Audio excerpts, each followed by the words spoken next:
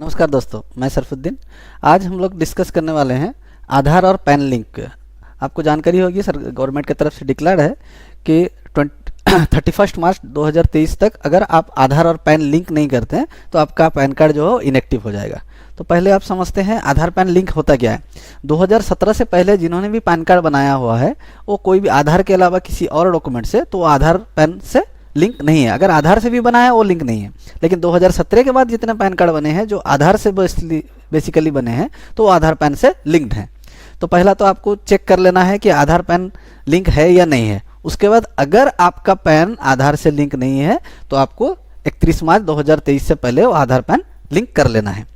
पहले तो आप जान लीजिए कि 31 मार्च 2022 तक गवर्नमेंट ने डेट एक्सटेंड किया हुआ था कि अगर कोई बंदा 31 मार्च 2022 तक आधार पैन लिंक कर लेता है तो वो एब्सोल्युटली फ्री था। लेकिन अभी अगर आपको आधार पैन लिंक कराना है तो 1000 रुपये का एक लेट फी आपको डिपॉजिट करना पड़ेगा। उस लेट फी के डिपॉजिट करने के बाद ही आप आधार पैन लिंक करा पाएंगे। तो पहले देख लीजिए आपको चेक कहाँ करना है। तो एक लिंक है जो मैं डिस्क्रिप्शन में भी दे दूंगा। ये लिंक, इस लिंक से आप आपका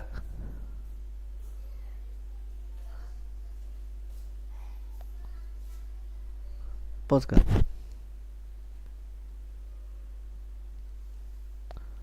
तो ये लिंक है जिस लिंक से आप आपका आधार और पैन चेक कर सकते हैं। अभी देखिए ये लिंक को अगर क्लिक करते हैं एक पेज खुलेगा।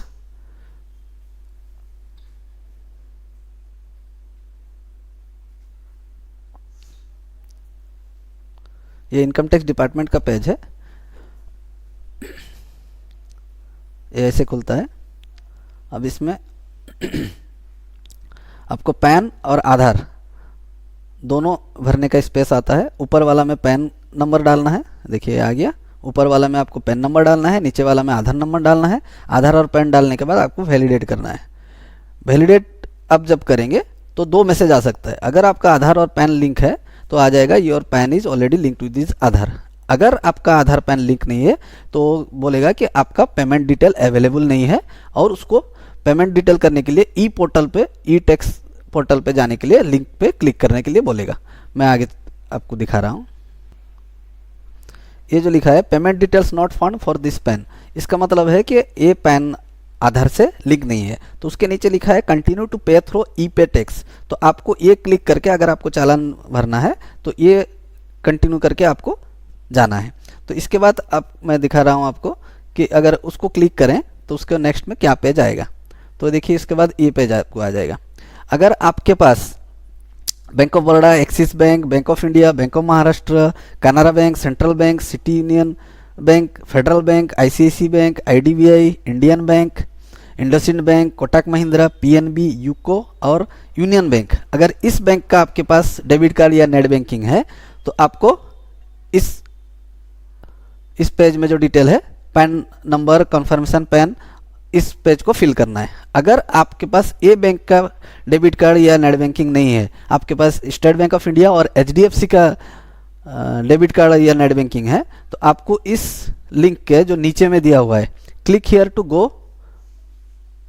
टू गो प्रोटियन, उस पर क्लिक करना है अगर आपके पास एसबीआई और एचडीएफसी का है। इसके अलावा अगर दूसरा बैंक का है तो आप यही फॉर्म से फिलअप करके वहाँ से पेमेंट ऑप्शन पे जा सकते हैं। अगर आपका एचडीएफसी और एसबीआई है तो नीचे वाला को आपको, इस नीचे वाले लिंक पे आपको क्लिक करना होगा।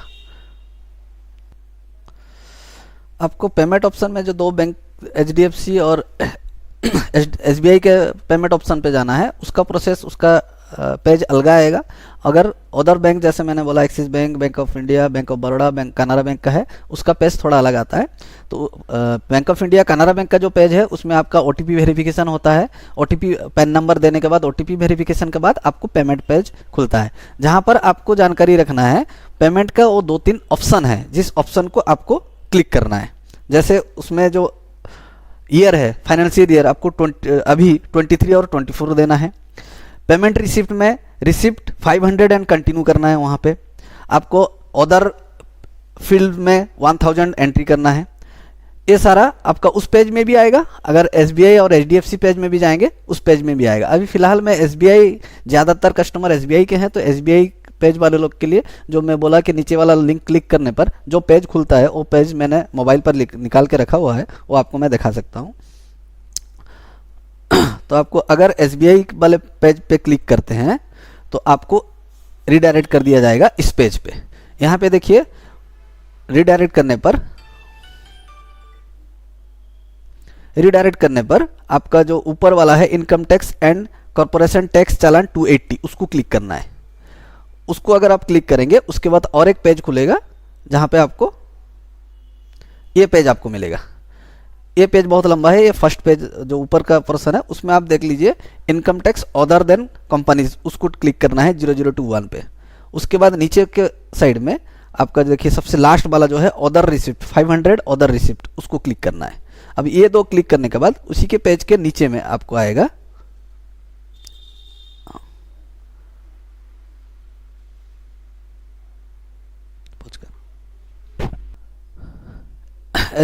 वो सिलेक्ट वहाँ पे कर देने के बाद वो आपको पेमेंट साइट पे ले जाएगा। आपको नेट बैंकिंग करना है कि डेबिट कार्ड से करना है वो आप सिलेक्ट कर लीजिए। नेट बैंकिंग है तो नेट बैंकिंग का डिटेल जो भरना है वो दे दीजिए। वो वहाँ पे आपको पेमेंट वहीं देखना है, 1000 ही आपका एंट्री करना है और उसको पे कर देना है। अगर डेबिट कार्ड ऑप्शन में जाएंगे तो आपका अकाउंट नंबर मांगेगा, अकाउंट नंबर के बाद वेरिफिकेशन के लिए OTP भेजेगा और OTP से आप कंफर्म कर देने पर उसका जो फॉर्म आएगा भरने के लिए वहाँ पर अदर्स पे जाके 1000 आपको भर देना है और पे कर देना है।